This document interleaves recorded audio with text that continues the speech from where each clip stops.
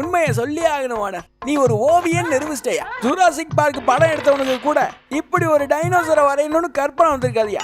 என்ன காலு என்ன வாலு, அதுலயும் மொத்த பியூட்டியும் கொண்டு போய் முதுகுல வச்ச பாரு, சான்ஸே இல்ல. அடாது மாடு எது எது எங்க மாடை முன்ன பின்ன பாத்துக்கிறான் அந்த ஆளு. என்னங்க அது?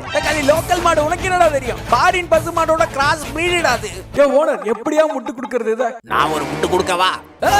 ஏரியா மாடுன்னு பாக்குறேன்ல, ஏறி வந்து உதைப்பேன். அது ஊட்டச்சத்து குறைந்த ஏலியன் மாட்டோட உருவப்படம். அப்படித்தான்டா இருக்கும் அது.